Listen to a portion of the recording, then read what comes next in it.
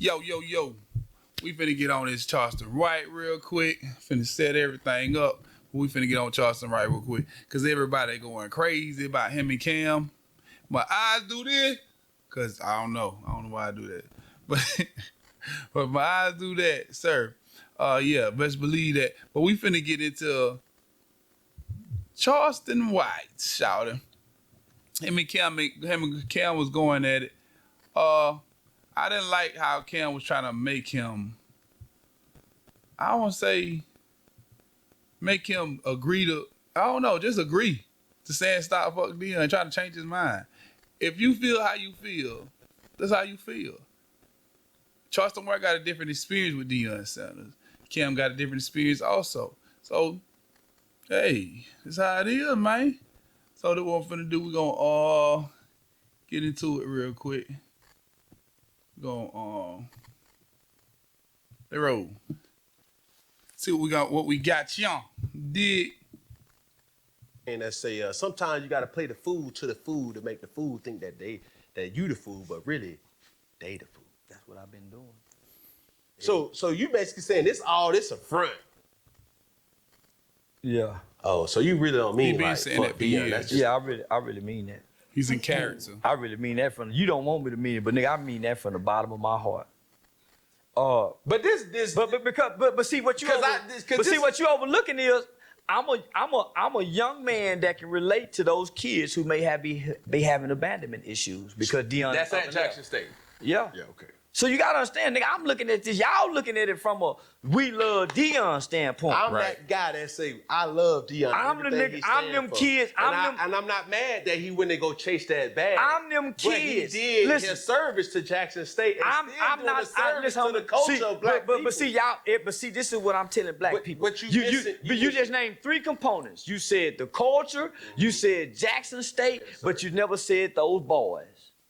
Yeah. See, that's what y'all. The players. Those boys. That he left. Okay. So you speaking on their behalf. I'm looking from their perspective. If you think they ain't saying fuck that nigga and his son, you come on now.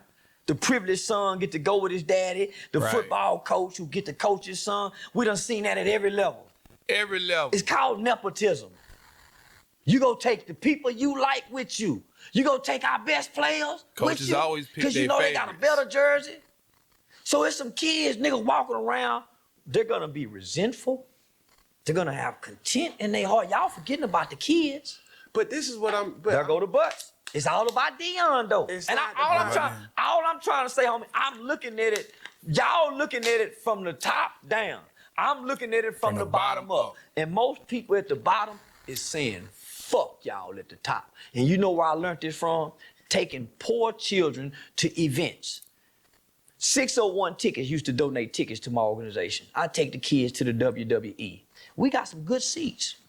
Boy, them kids seeing them other kids get to go down to that ring and touch the wrestler. Boy, little nigga holler out, oh, I hate y'all. Hey, nigga, what's wrong with you? Man, they get to be down there. If you think them kids ain't saying that about Deion and this boy, that's where the resentment is coming from. That's where it's coming from. The new recruits at UCLA want to steal. We feeling left out. We feeling abandoned. We feeling rejected. Nigga, we had access at a man like a father figure. The discipline that he brought into the locker room. The structure that he brought to the environment. Well, that's gone now, man. He snatched it out. When we go, homie. So I'm looking at it from their point of view. Point taken. But let me ask you this. If you could talk to Deion, and Deion probably will see this, there's well enough worthy clips for this. Well, yeah, his wife, the Pilar and all of them done spoke out. He done looked, yeah, he listened. So if you could advise Deion to do something, what would it be? I wouldn't advise my motherfucking thing. See, that's hypocritical. I ain't got no advice for no nigga. I speak with children. I got an organization called Helping Young People Excel. Hyped about. And Cam just on here fighting. He on here fighting. He fighting for Deion. That's what he's doing. He's fighting for Deion. He's trying to change his man's mind. This how he feels. This how he feels. They got two different experiences. Like he with the kids. He was around the kids that Deion hurt before. You know, so he talked to the kids that Deion hurt. So you can't change that man's mind. And Cam is steady trying to change his man's mind.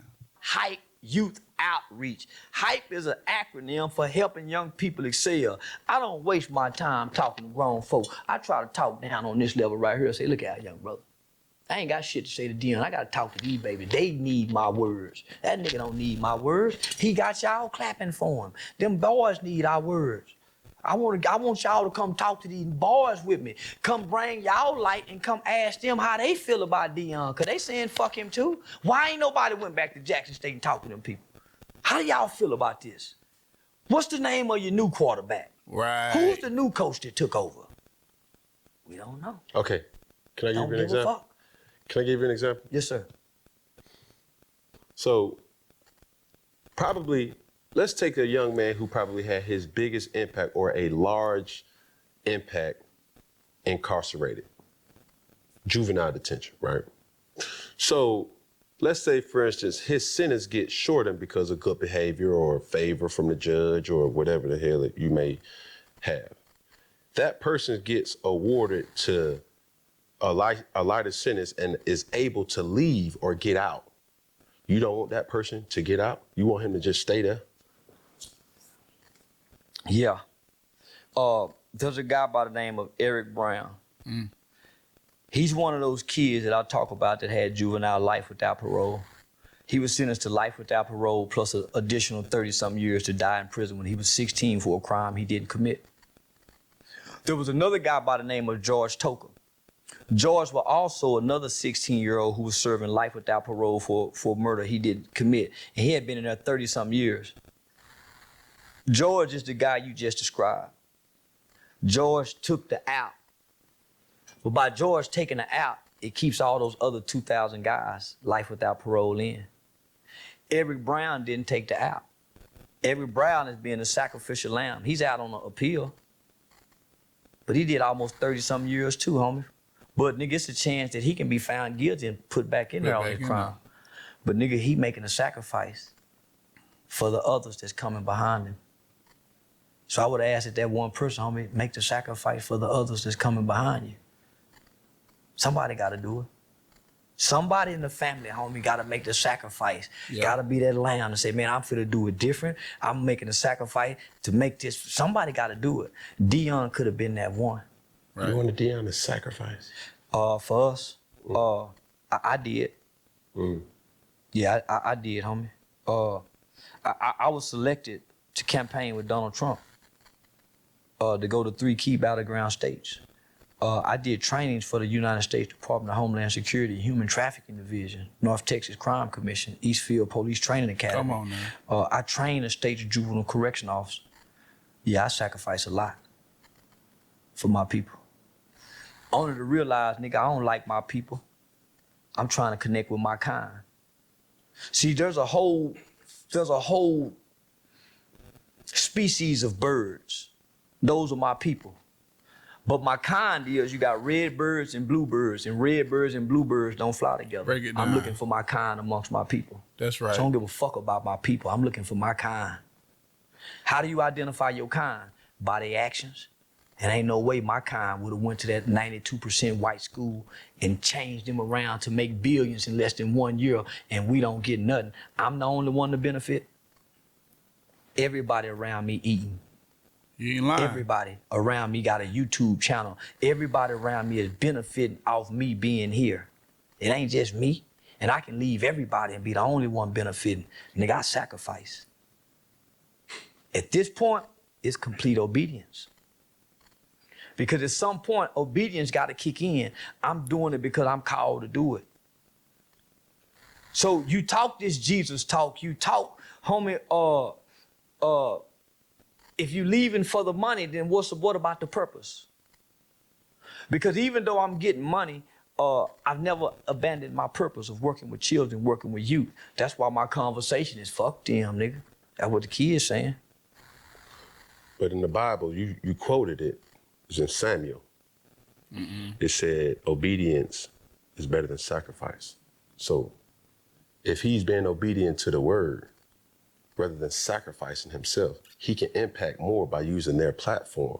I don't see how. You don't think that? Well, because it's about money. It's not about people and purpose. It's about his son. And Cam still not trying to see it his way. Cam is still trying to convince this man that Deion's a good person. Which Deion is not a bad person to me. He just made some bad decisions. He already said that he would coach. In my eyes, I'm gonna correct that. Coach at the Atlanta Falcons if the Falcons greet his son. So it's about his son, and I get that. Let's not make it about, this is about these black kids. Now it's about his boy. The mother just fall under the umbrella, if we go be honest. And that's okay. But I'm telling black people what happened to the cause. How did we abandon the cause for one person's success? Look, Cam want me to tell y'all what I really feel. Now I know I'm gonna bring my real motherfucking feelings to the internet. So here we go. All right? Most people relate to their upbringing, their environment, their background. How you was raised and where you was raised, it's a big part of who you are and how you engage the world. Right. So naturally, I'm gonna sympathize with the players who may feel abandoned by their father figure coach, right? So I share that abandonment that these kids may feel because I don't play football, right? So I can't put myself in the shoes of a football player. I can put myself in the shoes of a man who would choose to take a better job to take care of his family or to take a job to advance his son's career. On the flip side of that, you got a bunch of kids that feel abandoned. I got a couple of them in my phone. You got a few coaches that feel neglected. You got some staff members that felt wronged. I look from their position. The abandonment issues. The kids who had hopes, who had just transferred to their school, who probably wasn't as good as the ones who could start on the football team, what was there because of his leadership and his guidance, and you abruptly take that from them.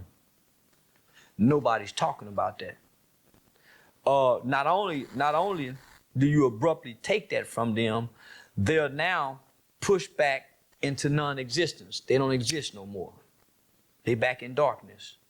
When you do the 60-minute special, and I hate to repeat this, but I'm gonna repeat it. There were many people in Jacksonville who was offended by the special because they only showed one element, the poor, bad side of Jacksonville, and there's a vibrant side of it. So I'm not really mad at Deion, homie. I'm saying. So you can see where he coming from, like. No, I can't. You see how Cam jumped at that shit? Like he finally said something good about Deion. Cam jumped at the moment to try to get him to see. Oh, he think he see from my eyes now. No, he don't see it. I just want to say he don't hate him as a man. That's why I ain't heard it yet, but I don't think he hate him as a man. He just hate him for his decision he making. Because I'm telling you, homie, I wouldn't have done it. Okay, that's cool, but because can you see where he at though? But no, I don't. Well, he's not on top because now he's in question. They're already saying that he's not. So you're already looking at the critics. He's on top in black people's eyes, but he's not on top in the alumni's eyes. He's not on top in the eyes of the sports critics. He just had to fire his offensive coordinator. So he's not on top in our eyes. He don't have a 50-50 winning season. Black people are the only ones saying, well, they won one game last year. They wasn't even expected to. Man, everybody's expected to win, even when you come from losing. Yeah. Wait, hold on. That's what you speeding now. Now you talking my language because now you talking about he's already superseded expectations in Colorado. Well, two more games, right? That's fine. It don't matter if it was a half a game. You can't minimize. So let me just say. So let's fuck the games, homie. Look how much money this white school done benefit from all this black support. They couldn't get this from their white support. Right. They couldn't get this from them. He couldn't have. We came and made them people from buying tickets from $462 for the whole season to nigga just one seat costing this. The only way we get free is economics, not by jobs. So imagine what we could have done had we kept this in the Negro League. What happened to the Negro League, brothers? Our best and our brightest is going to keep going over there. Every time we build something good, they go keep buying it out, BET. Every time we build... Cam just come to my mind, but Cam is speaking from a rich nigga perspective. Like, Deion a rich nigga. He's a rich nigga. He fighting for the other rich nigga that he know him as a good person, as a rich nigga. That's what he is. Two rich niggas. And he fighting with the dude that come for the poor. Now, Charleston White he's rich now. But he still hang amongst the people in poverty. Something good, they go keep destroying it. Black Wall Street, they go keep taking it from us. I'm gonna give you an example. And we good, right? I heard this from a black-owned apparel company by the name of Actively Black, Lenny Smith, right? I was out with him and his lady, and he shared this story about one of his mentors who was an investor in Actively Black. He said, well, I asked him, I said, yo, would you ever sell Actively Black to like a juggernaut apparel company? Nike, Puma, Adidas, XYZ. Okay. He said, you know what? I never will. But I will tell you a story that I asked a person who sold his company to a Caucasian person and got a lump sum, $1 billion, right? And he asked him, he said, yo, why did you do that? The man responded and said, I did that because that capital that I got with that money, I was able to impact my community with that, to give more entrepreneurs that look like me opportunity with the money that the white man gave me. So when you're trying to raise capital, it's not necessarily, you don't have to sell your company. You can go to a person who looks like you, that has the same green dollars, blue dollars, yen currency, and you can still consider yourself a minority or a black company.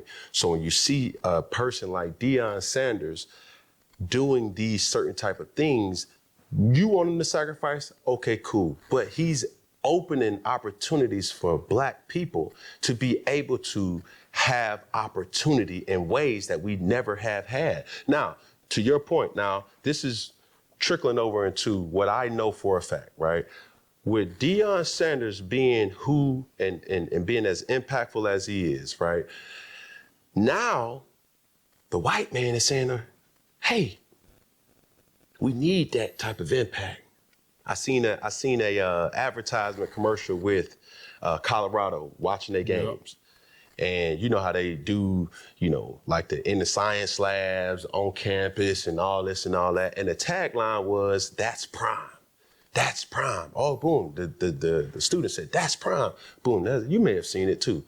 And I was saying to that as a way to say, okay, now these universities are saying to themselves, like, yo, maybe we do need to hire more African Americans because, hold on, stay with me. When you look in the NFL, there's not a lot of minority head coaches, okay? Up under a head coach, you got coordinators. There's not a lot of minority defensive or offensive coordinators. Or let's look higher than a head coach. There's not a lot of minority GMs. Or let's look higher than a GM. There's not a lot of minority owners. But what Deion has been able to do with saying, hey, his impact has been good for business. So therefore, with his impact being good for business, potentially there could be another minority that could come behind him and make an even greater impact because of the likes of Deion Sanders.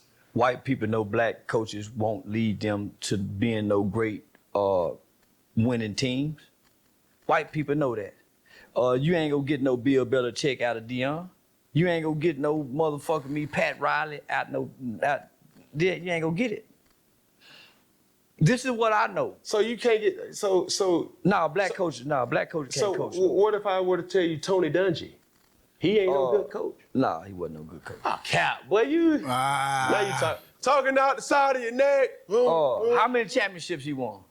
He won a championship. How many? It don't matter. How many? He won one. Bill Belichick won many. But you got a Phil Jackson and you got a what's the little short nigga played for the San Antonio Spurs? Avery Johnson. So you got an Avery Johnson and you got a Phil Jackson. Avery won one. Give me Phil that won many. Yeah, but he had tenure though. Well, let me just over say time. Let me just say this. Because I just made white people. Long as we've been in this country, white people are not looking at one black person and saying maybe we should hire more black person because this one black person done good. And let's just be real, America's not doing that. America's not doing that. Long as we've been here proving ourselves as coaches, as athletes, there's not one black person that can go get a job and convince white people that we need to hire more black people. It's always a token nigga. He's a token nigga. He's a token nigga that played football for white folks. We always been patted on the ass and tapped on the head, boy. They wouldn't give him a chance. He wanted to coach at Florida. Black folks gave him a chance to prove that he can do it. Why leave us to go over here with these white folks? You already knew we were having money problem, big dog. That ain't no. So, yeah, but anyway, I'm off that. But I can say, Cam, stop, leave him alone. Let a man think how he want to think. Let him feel how he want to feel. Don't try to change his mind. It's not interrupting your life, interrupting your day, interrupting nothing. Damn Cam pants he had on, I don't like them. I don't like his hat. Leave that man alone. Hey, peace.